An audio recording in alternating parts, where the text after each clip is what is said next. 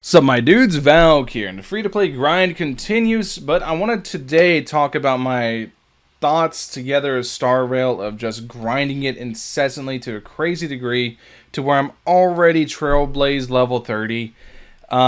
Equilibrium level 2. I have a super cracked team now. I'm completely free-to-play, as you guys know, and I've shown in the last video.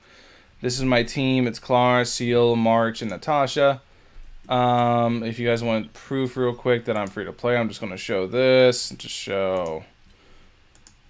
Was it this one? I don't even know what tab. I forget what tab is which because I don't come here that often. But anyways, I'm fully free to play. So I just want to show you guys that you can beat the game pretty much fully free to play. Another thing I get asked a lot is my Abyss progress. So let me go to that real quick and I'll show you where I'm at with that as well. And then I want to talk about my thoughts on the game as a whole. And before I get into it, I want to let you guys know this much. This is the most free-to-play friendly gacha game I've ever played. I know I said that about Genshin, that Genshin's so easy it doesn't matter. This game's not that easy. It's not as easy as like Genshin is, right? For example, I don't think it's that easy. Here's where I'm at. I'm at 9. I could probably clear 9 because it's 52 and it's weak to physical. My strongest unit's a physical, but haven't felt like doing it yet. But yeah, anyways, this game. It's easy if you know how to make a synergistic team. It's less about the solo unit and more about how your team functions as a whole, because there's not many bad units in this game. I think if I go to the database, right? I think there's only like one 4-star that I don't know where you would use him in, and that is Arlon. I don't really know where you would want to use Arlon at. Everybody else seems to have a space. Everybody else seems to have a team, a space where they thrive. They seem like they synergize with other units to the point where they can make functional teams with them. To the point where you can do big PP damage. Seems like there's lots of stuff that you can do with every unit to go ahead and basically make a strong team. And I still, even with all the characters and grinding I've done, I've been using March since the start of the game. Like, in my opinion, March, the first character you get in the game, is one of the strongest characters in the game, hands down. And one of the big reasons is that she has this shield that whenever you get the trace, right? This right here, skill removes 1 debuff from an ally, right? So whenever you get that, whenever you combine that with her skill, that also, if allies' current HP percentage is 30% or higher, greatly increases the chances of enemies attacking that ally. So whenever you get this combo, and you combo it in with Clara, you kind of get a wacky-tobacky combination of 2 units that synergize really well. And this is what I mean by synergies. This game is more about team synergies and shoring up your team's weaknesses rather than it is about having individually strong units.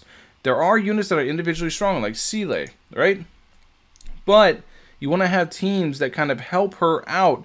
I have her function in a space in a team. Like, for me, she's in my team because I want good single target damage because I already have AoE covered with Clara and March's combo. March makes it so Clara does a soft taunt. It's not actually a taunt. There's actually a taunt function in the game.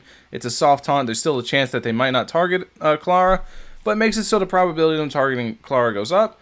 And it's a synergistic team combination that makes it so you can just pop off with Clara, but you still need somebody to kind of clean up, and that's where Seele comes in. She's an amazing last hitter, and she functions really well in this team because she can just clean up and pop off of Clara doing her thing. So the game is so focused on synergizing with teams that it becomes this incredibly free-to-play experience because it's just an awesome experience all in all.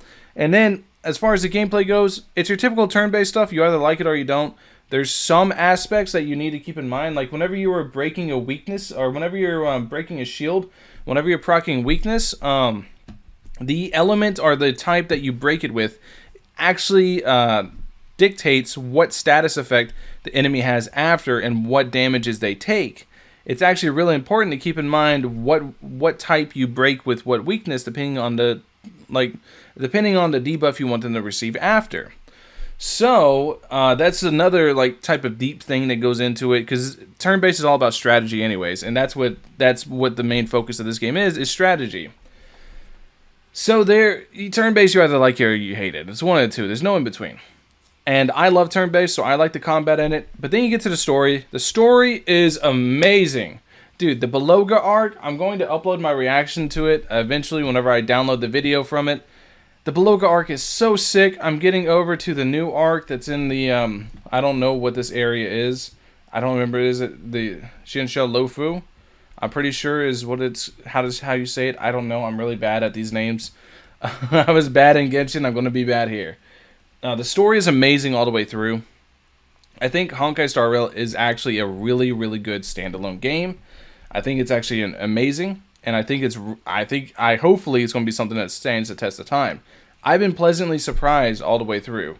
The one thing that surprised me the absolute most, because this game, anybody who plays Genshin is going to look at this menu screen and be like, hey, wait a second, especially when I open up this, like, hey, wait a second, this looks familiar, because it is. It's ripped straight from Genshin, 1-to-1, a lot of this. But everything got quality of life touches. A lot of stuff got quality of life touches to make it just a little bit better. It's obvious that they learned from their mistakes with Genshin and they just improved off of what already works. That's all they did with the open world aspect of it. And then they slapped turn-based combat on it. And then they put in a really good story, which Hoyo knows how to do consistently. They follow the same epics formula to make like epic fights and all sorts of stuff. And it ends up being really good every time. Anyways, I really, really, really like the game. I think if you guys haven't tried it yet, you should. Just try it for a little bit, because you'll decide really quickly whether you like turn-based or not. It's something that I think is really, really fun, but I'm not everybody. Anyways, let me know what you guys think about Honkai Star Rail. This is my thoughts after I got all the way to level 30. Kind of crazy. I know I've been playing like crazy. I've been streaming on this channel. If you don't catch the streams because they go unlisted, then it is what it is. But I stream all the time on this channel. Normally, probably, because I know I'm going to be uploading this video early in the morning. If I set this video live earlier than I schedule it, then that means I'm probably going to be streaming at the time that this video is live. So feel free to come swing by the stream and see me grind. You just have to click the channel icon and you can see the live there. But yeah, anyways, thank you guys for watching. I'll catch you guys in the next one. Peace.